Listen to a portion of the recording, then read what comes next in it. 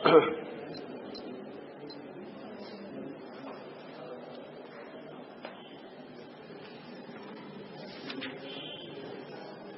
علیکم ورحمۃ اللہ وبرکاتہ. الحمد للہ رب العالمین والعاقبۃ للمتقین والصلاۃ والسلام علی رسولہ الکریم. فاعوذ باللہ من الشیطان الرجیم. بسم اللہ الرحمن الرحیم. لقد كان لكم في رسول اللہ اسوۃ حسنہ. صدق اللہ العظیم. محترم حضرات، یہ سیرت رسول اکرم صلی اللہ علیہ وسلم پر سلسلے وار پروگرام چل رہا ہے اور آج اس کا 138واں درس ہے. 138. ہم اللہ کے رسول صلی اللہ علیہ وسلم کی اس تقریر پر گفتگو کر رہے ہیں جو آپ نے غزوہ تبوک میں صحابہ کے سامنے بیان کی تھی. آپ صلی اللہ علیہ وسلم نے فرمایا النیاحۃ من عمل الجاہلیہ، کہ لوگوں نوحہ اور ماتم کرنا جاہلیت کے کاموں میں سے ہے. اللہ کے رسول صلی اللہ علیہ وسلم نوحہ جانتے ہیں؟ کسی کے مرنے پر آواز نکال کر کے رونا، اللہ اب کیا ہوگا، تو ہی اسے لے لیا، یہ جو بات کر رہے ہیں اور رو بھی رہے ہیں، اس کو کہتے ہیں نوحہ. اور جو کپڑے پھاڑتے ہیں اور گال پیٹتے ہیں یا سینہ کوڑتے ہیں، یہ ساری چیزیں مل کر کے ماتم کہلاتی ہیں. تو ایک ہو گیا نوحہ اور ایک ہو گیا ماتم. تو نوحہ اور ماتم دونوں کے بارے میں اللہ کے رسول صلی اللہ علیہ وسلم فرمایا کہ یہ جاہلیت کے کاموں میں سے ایک کام ہے. نبی کریم صلی اللہ علیہ وسلم نے جو پوری دنیا کی اصلاح کرنی چاہیے، پوری دنیا کو صحیح کرنا چاہا، وہ کوئی ایک فیلڈ نہیں ہے. کوئی فیلڈ آپ نے چھوڑی نہیں کہ جس میں ہم کو گائیڈ نہ کیا ہو. وہ چاہے سیاسی زندگی ہو، چاہے معاشی زندگی ہو، چاہے عبادت ہو. سب سے زیادہ دنیا کنفیوز تھی عبادت. کیا عبادت میں لوگ یہ سمجھتے تھے کہ بدن کو ستانے کا نام عبادت ہے. جتنا آپ بدن کو تھکا سکیں اتنا عبادت ہے. اللہ کا رسول صلی اللہ علیہ وسلم نے فرمایا کہ اس کا نام عبادت نہیں ہے. آپ نے فرمایا نیند آ رہی ہے سو جاؤ. ساری دنیا عبادت جو کرتی ہے وہ بدن کو کیا کرتی ہے؟ ستاتی ہے. اس میں سب سے جو ٹاپ پر ہیں وہ کرسچن لوگ ہیں. کرسچنوں میں ایسے ایسے عبادت گزار ہیں ان کے بقول کہ 20-20 سال تک جو ہے وہ اپنے ایک ہاتھ کو انہوں نے کسی درخت سے باندھ دیا. بہت ٹھنڈے پانی میں کھڑے رہے پورے مہینہ بھر. ایسے مختلف کیوں؟ انہوں نے یہ سمجھا کہ اس ریاضت کا نام عبادت ہے. ہمارے ہاں عبادت نام ہے اطاعت رسول اکرم اور اطاعت الہی. اللہ کی بات ماننی ہے اور پیارے حبیب مصطفیٰ صلی اللہ علیہ وسلم کی بات، ان کی دونوں کی بات ماننے کا نام ہی عبادت ہے. عبادت بدن کے ستانے کا نام ہے. تو ہر فیلڈ میں، ہر میدان میں اللہ کے رسول نے ہم کو لائن کھینچی، دیکھو یہ جائز ہے، یہ ناجائز ہے. تو جو ہماری سوشل لائف تھی، سماجی زندگی تھی، اس میں بہت چیزیں تھیں. آج اس کے باوجود، اتنا کرنے کے باوجود بھی ہزاروں چیز ابھی بھی ہمارے مسلمانوں میں سماجی زندگی میں داخل ہے. ابھی شادی بیاہ ہوتی ہے، وہ ایک پٹا باندھتے ہیں، اسے پیسہ لگا رہتا ہے.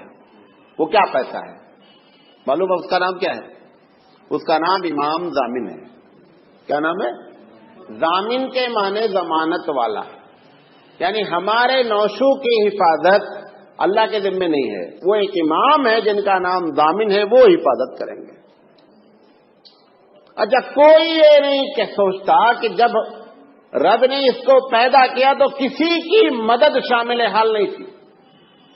جب ہم پیدا ہوئے تو کسی کی مدد کوئی، نہ امام ضامن نے ہم کو پیدا کیا، نہ کسی دوسرے نے پیدا کیا. جب پیدا ہو جاتے ہیں پھر مختلف قسم کے لوگ ہماری حفاظت کے لیے، بچوں کو لوگ ٹیکا لگا دیتے ہیں کالا.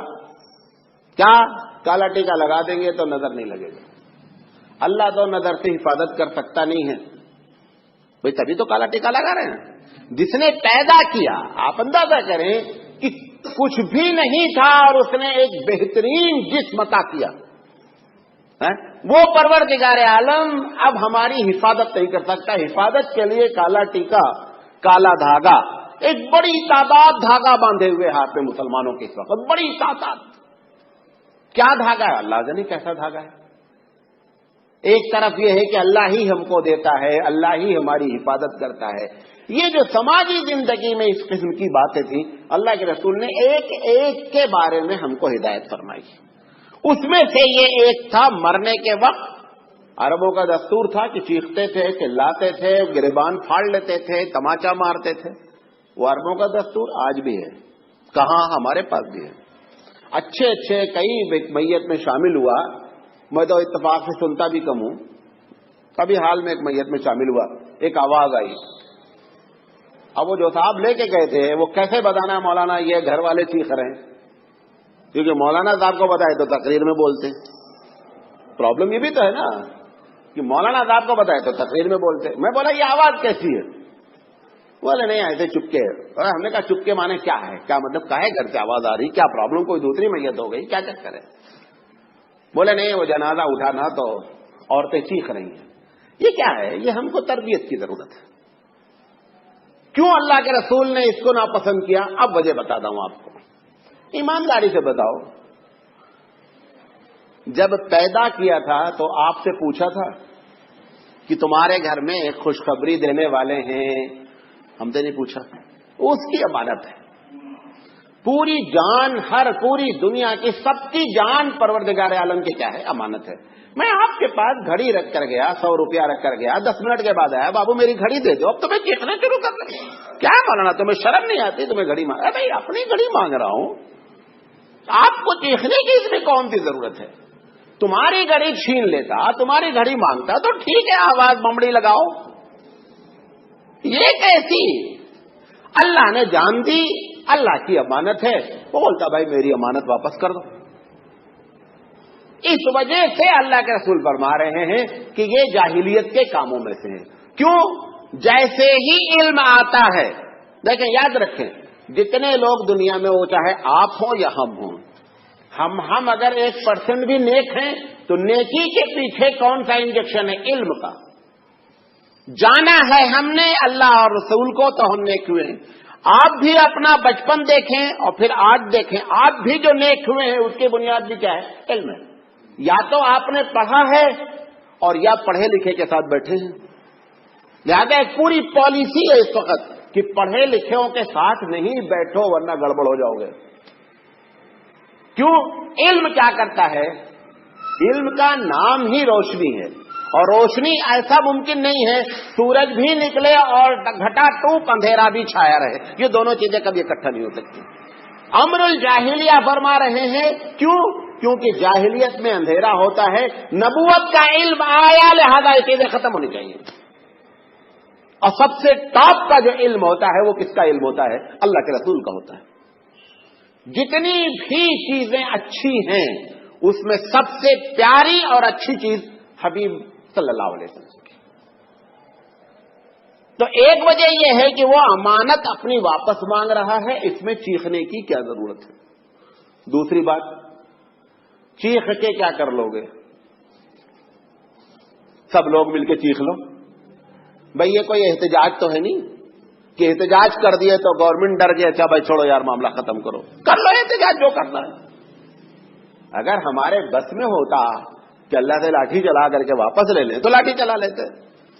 وہ کہتا ٹھیک ہے جتنا چیخنا چیخ لو، کیا کر سکتے ہمارا. تو جب ہم کچھ کر بھی نہیں سکتے، وہ اپنی امانت مانگ رہا ہے، تو سوال یہ ہے کہ چیخنا اور چلانا کس چیز کا ہے؟ یہ بنیادی وجہ ہے. اچھا اب سوال یہ ہے کہ ایک آدمی مرے گا، تکلیف تو ہوگی.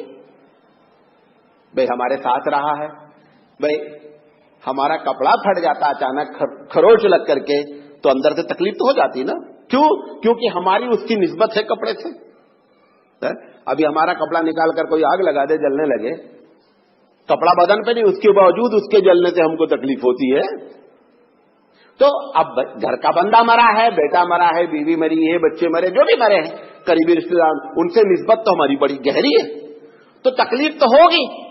اب یہ جو نیچرل تکلیف ہے، جو فطری تکلیف ہے، اللہ کے رسول فرمائے یہ تو ہوگی، ہم اس سے کہاں منع کر رہے ہیں؟ کیوں؟ اسلام دین فطرت ہے۔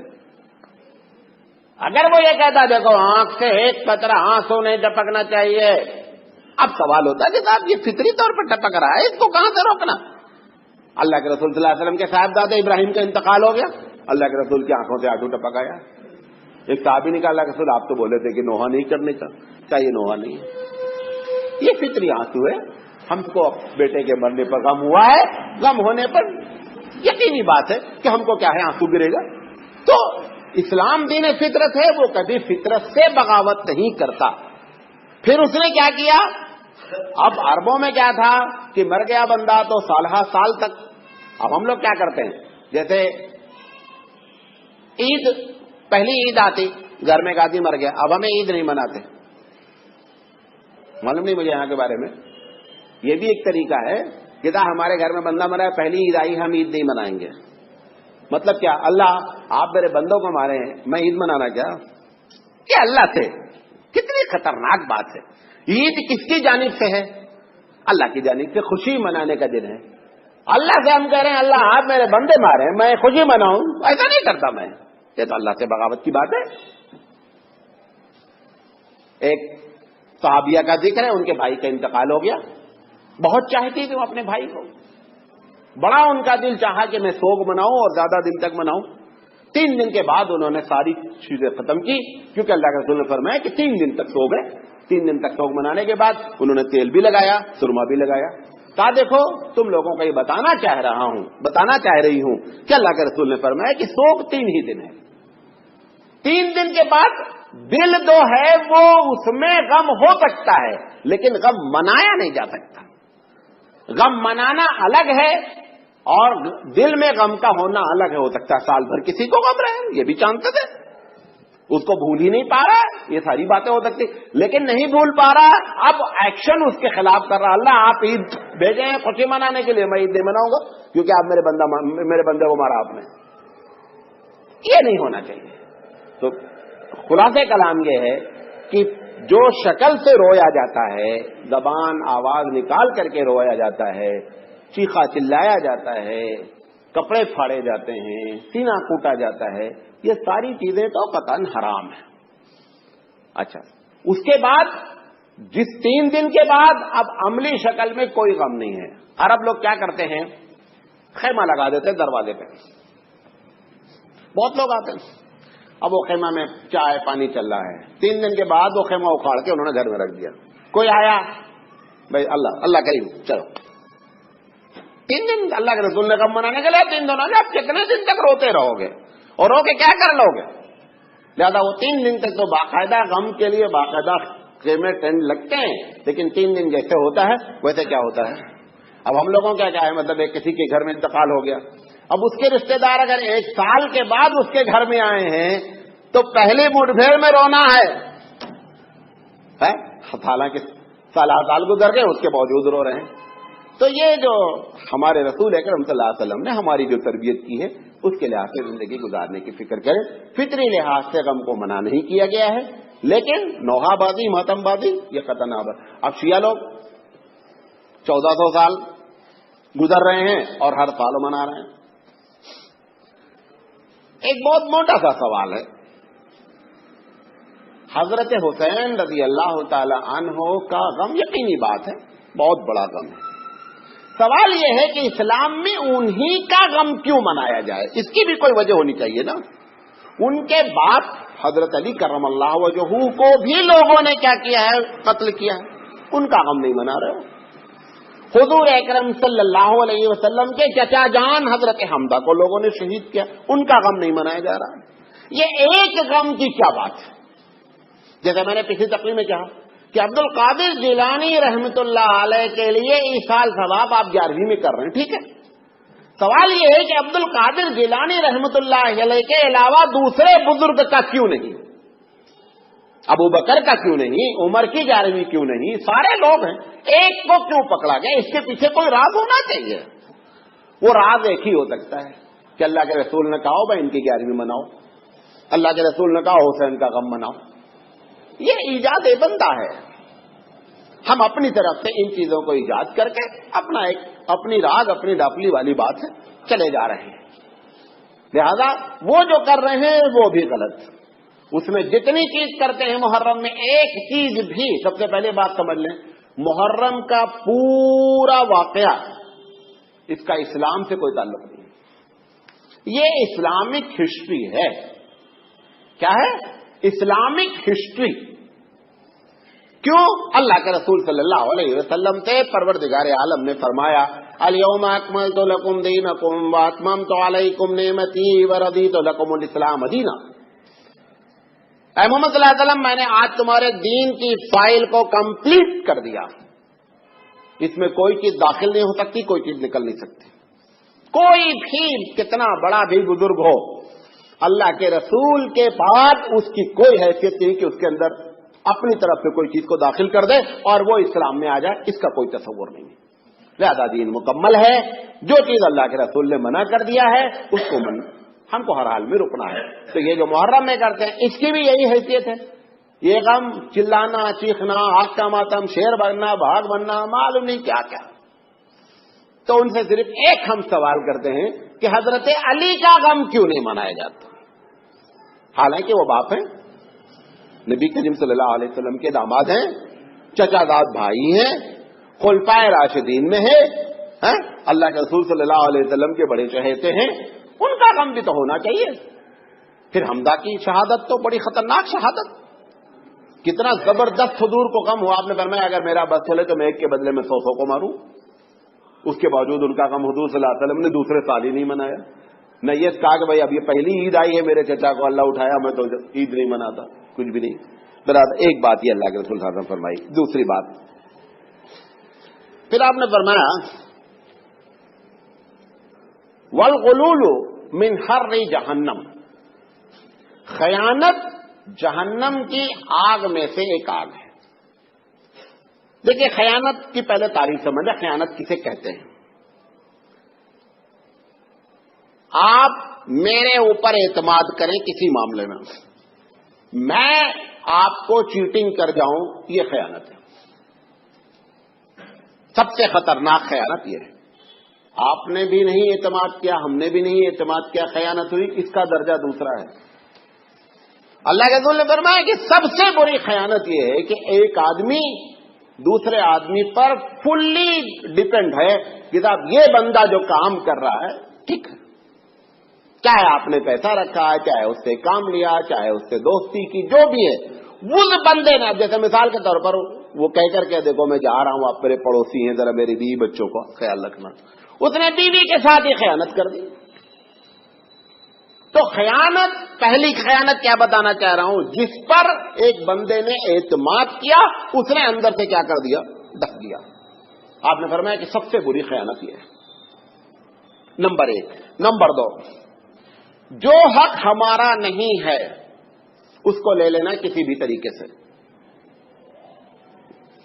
बहुत सी मिसालें हैं, एक आदमी का हक नहीं है, वो हक ले रहा है, वो अपना चीज वो क्या कर रहा है, वापस कर रहा है।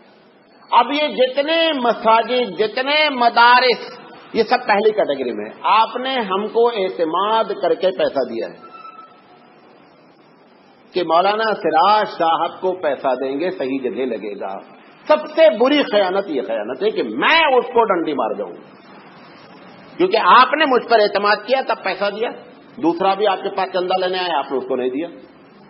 किसको दिया? जिसके ऊपर आपको कॉन्फिडेंस हुआ कि हमारा पैसा सही जगह इस्तेमाल होगा।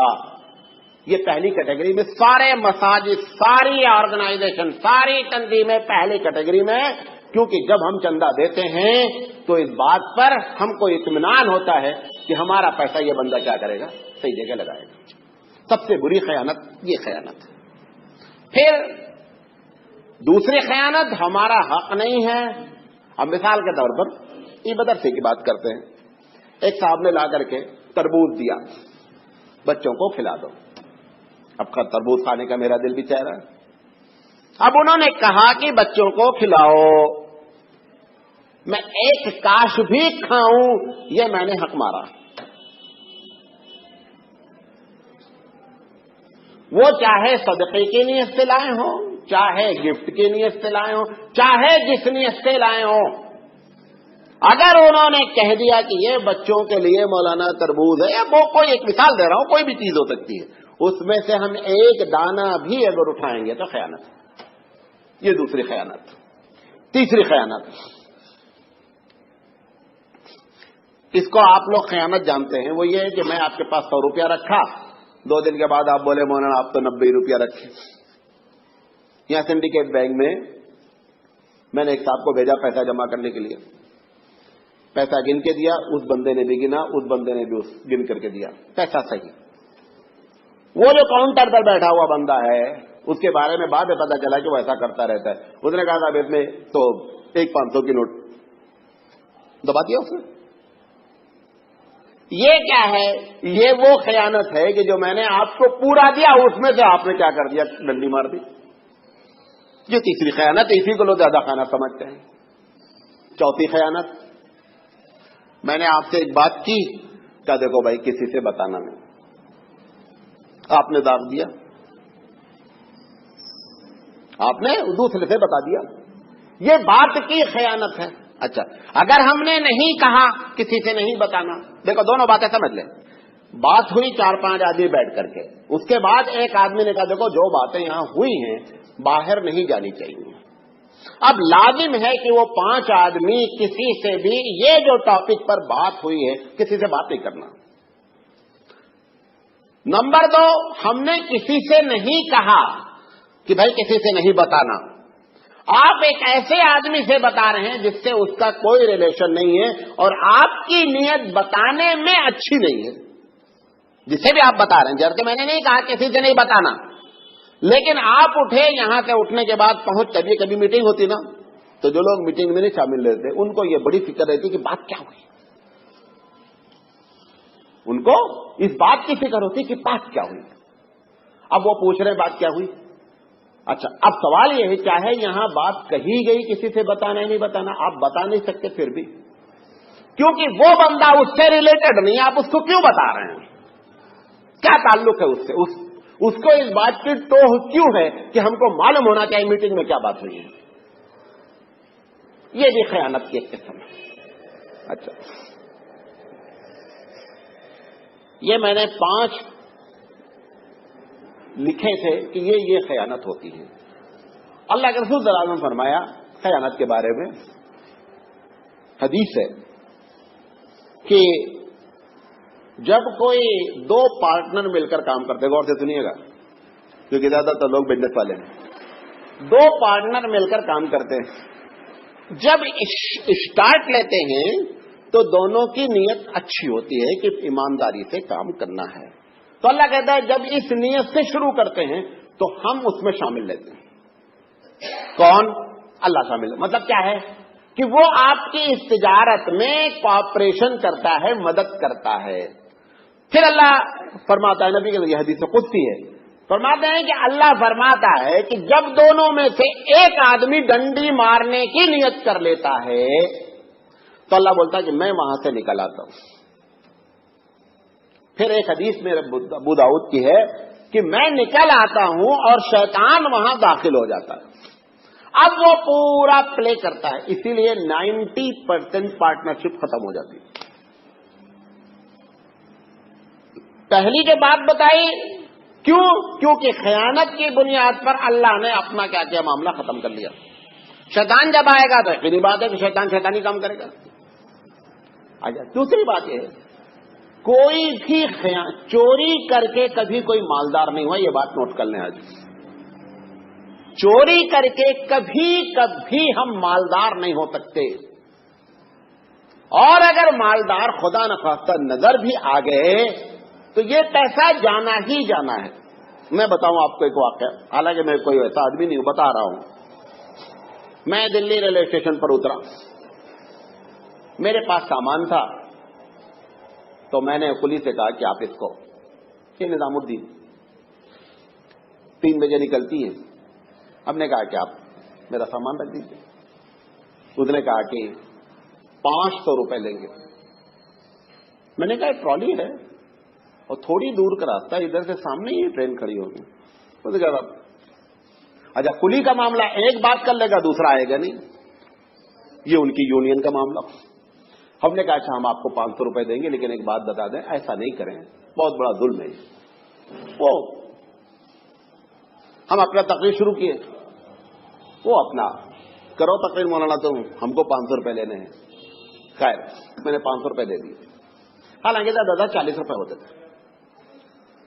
جب جانے لگا تو میں نے کہا دیکھو ایک بات بتا دیں, ابھی ٹرین میں تقریباً 40 منٹ باقی ہے, اگر کوئی واقعہ پیش آ جائے تو آ کے بتا دینا. ہم نے اس کو چھوڑ دیا. وہ وہاں سے گئے ظہر کی نماز پڑھنے, اور نمازی بھی تھے تبھی تو نماز پڑھنے گئے. انہوں نے وضو خانے پہ گھڑی اتار دی, نماز جب پڑھ کر آئے تو گھڑی غائب. اب ان کو لگ گیا کہ یار یہ تو کوئی بہت بڑا بزرگ آدمی تھا جو ٹکرا گیا تھا ہم سے. اب وہ وہاں سے بھاگا میرے پاس آیا, کہا حضرت یہ 500 روپے اپنا لے لو. ہم نے کہا کیا ہوا؟ انہوں نے کہا ایسی سی بات ہو گئی. ہم نے کہا نہیں تم 100 روپے اور لے لو, کیونکہ 600 کی گھڑی. ہم نے کہا گھڑی کتنی کی؟ کہا 600. ہم نے کہا 100 روپے اور لے لو تم. کہا میں آپ کا پیسہ نہیں لوں گا. ہم نے کہا دیکھو میں خوشی سے تم کو 100 روپے اور دے رہا ہوں, ایک شرط پر, کبھی کسی کی مجبوری کا فائدہ نہیں اٹھانا. یہ وعدہ کرو 100 روپے بھی دوں گا, اور یاد رکھیں کہ کبھی بھی ایسی کمائی میں برکت نہیں ہو سکتی, یہ نوٹ کر لیں. ایسے نکلے گا, ایسے نکلتا ہے. لوگ یہ سمجھتے ہیں وہ جیب میں پیسہ آ گیا, جیب میں جیسا آیا ہے ویسے ہی جاتا بھی ہے. حلال کمائی میں اللہ نے رزق رکھا ہے. اس نے کہا ہے الکاسب حبیب اللہ. میرے نالج میں جو چھوٹا سا میں طالب علم کی حیثیت سے بات کر رہا ہوں, کسی کو اللہ نے حبیب اللہ کا ٹائٹل نہیں دیا ہے کہ نمازی حبیب اللہ ہے, روزے دار حبیب اللہ ہے. الکاسب حبیب اللہ صحیح حدیث ہے. الکاسب حبیب اللہ حلال کمائی کرنے والا اللہ کا دوست ہے.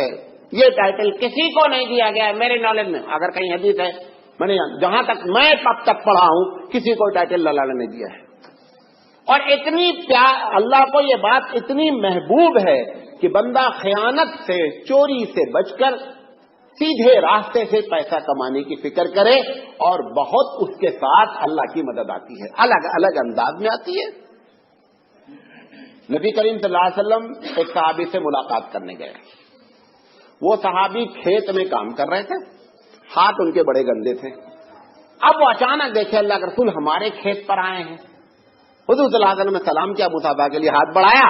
جب ہاتھ بڑھایا تو وہ بیچارے سوچے کہ کہاں سید الانبیاء, اور گندے ہاتھ اللہ کے رسول سے کہتے ہاتھ میں چلو دھل لیں گے. پھر حضور صلی اللہ علیہ وسلم نے کہا کہاں جا رہے ہیں؟ کہنے لگے ذرا دھل لے پھر آتے. چلو ادھر آؤ. اللہ کے رسول صلی اللہ علیہ وسلم نے اس ہاتھ کو لیا اور چوما. چوم کر کے کہا کہ یہ ہاتھ گندے ہوئے ہیں حلال کمائی میں. میری نالج میں یہ بھی کہیں کوئی حدیث نہیں ہے کہ اللہ کے رسول نے کسی کو بلا کر کے اس کا ہاتھ چوما. یہ بھی بتا دیں, یہ صرف ایک ہی صحابی کو یہ فخر حاصل ہے کہ اللہ کے رسول نے بلا کر کے ان کے ہاتھوں کو چوما اور کہا یہ ہاتھ گندے ہوئے ہیں حلال کمائی میں. لہذا یہ اپنے دماغ میں یاد رکھیں کہ جو یہاں پہ بات کہی جا رہی ہے کہ خیانت جہنم کی آگ میں سے. جہنم کا کام کیا ہے؟ جلانا. اور جو چیز جلتی ہے وہ کم ہوتی ہے, کبھی زیادہ نہیں ہوتی. آج تک اتنا بڑا کاغذ کا ڈھیر لگا دو گے, جب جلا دو گے کیا بچے گا؟ اتنا بچے گا. یہ بھی کہہ سکتا تھا خیانت بری چیز ہے, یہ نہیں کہہ رہا. اللہ کا رسول کہہ رہا ہے خیانت جہنم کی لپٹ میں سے. کیوں؟ جس کو خیانت کر کے تم زیادہ کرنا چاہ رہے ہو وہ کم ہو رہا ہے. بات سمجھے میں جو کہنا چاہ رہا ہوں؟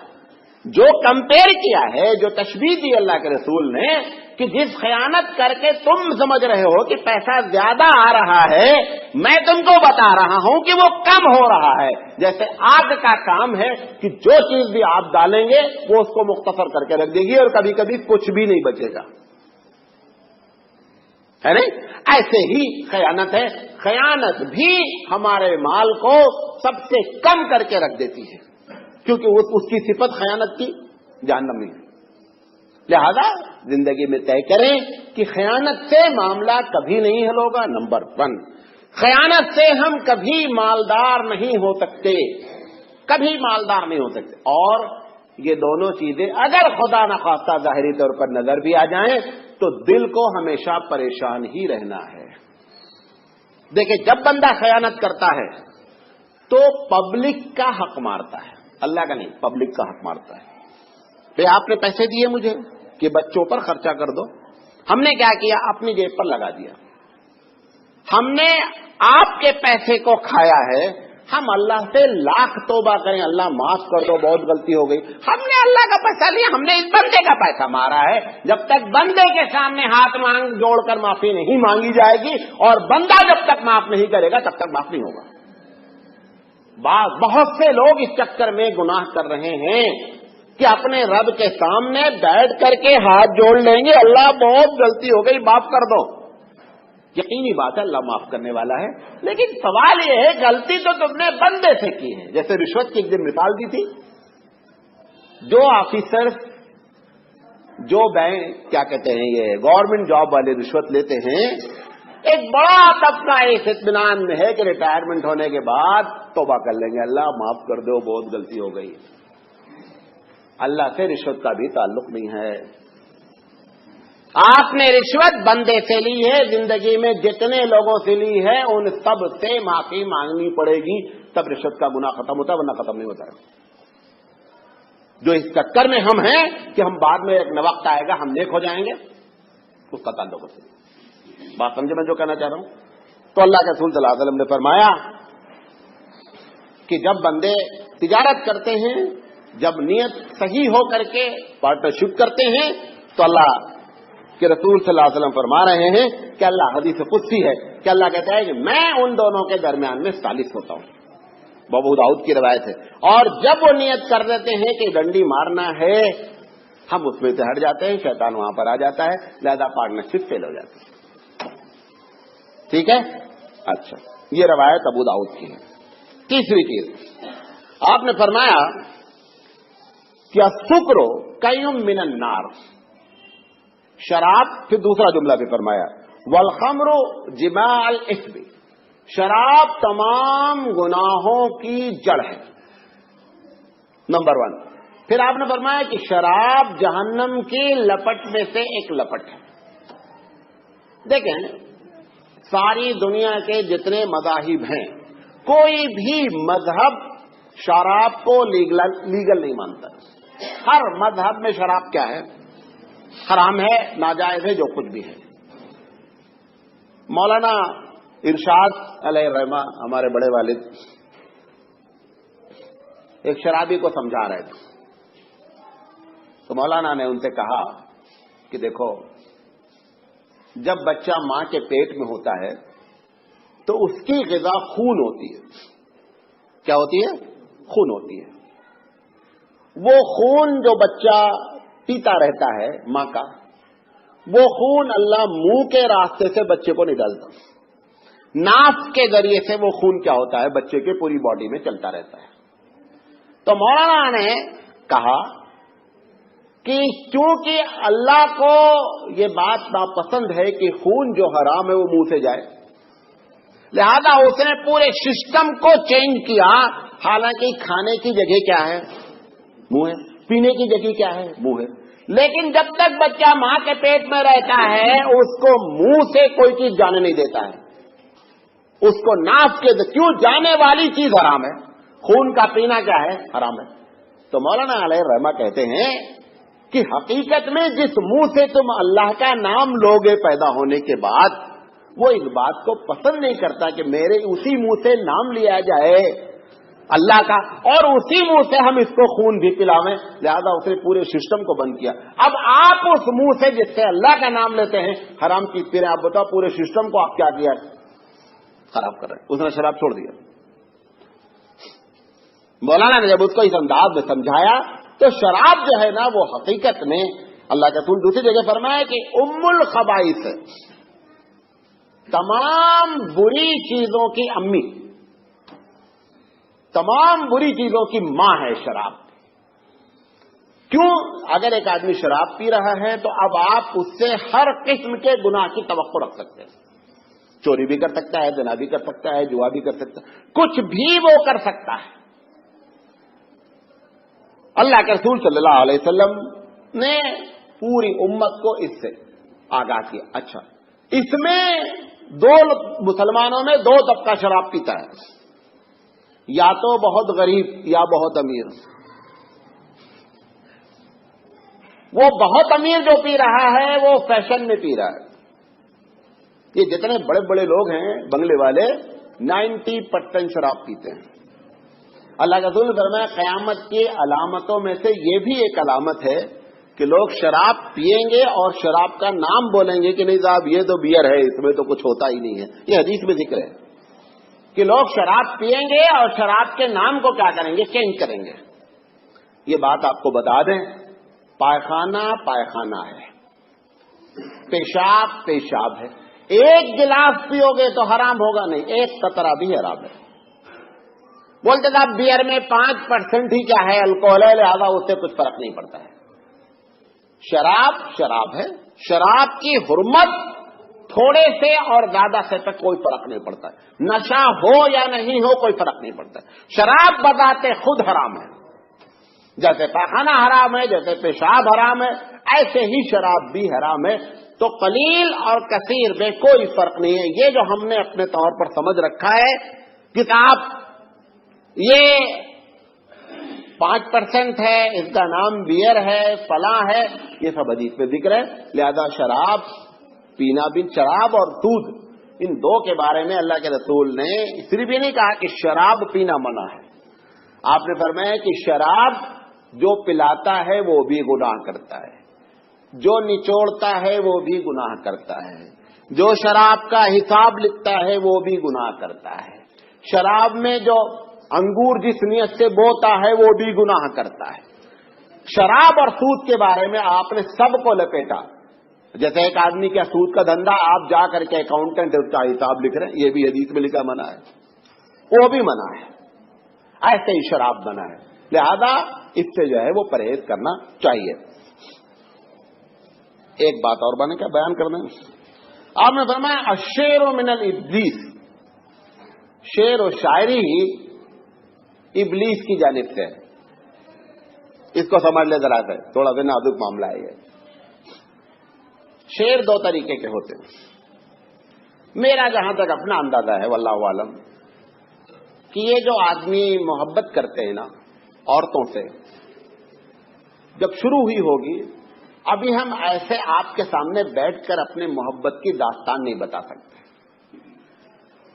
وہ بتانے کے لیے لیکن مزہ بہت آتا ہے، دل چاہتا ہے۔ ایک گناہ ایسا ہوتا ہے کہ ہم چاہتے ہیں کوئی نہیں جانے، عشق کا گناہ ایسا ہے، ہم جیسے ایک دوست ہے کلاس جو بچے پڑھتے ہیں، وہ بتائیں گے آج ہم نے اس کو آنکھ مارا ہے، لیکن اگر اس بچے کی انہوں نے پینسل نکالی ہو تو یہ نہیں بتائیں گے۔ تو گناہ میں ایک یہ جو عشق کا گناہ ہے، اس میں آپ جب تک بتائیں گے نہیں تب تک مزہ آئے گا نہیں۔ تو جو شروع کی بات، ہزاروں سال پہلے کی بات بتا رہا ہوں کہ وہ ایسے نہیں بیان کر سکتا میں فلاں سے محبت کرتا ہوں، یہ اس نے طریقہ نکالا کہ اس کو اشعار میں بیان کیے جائیں۔ اب اشعار کے نام پر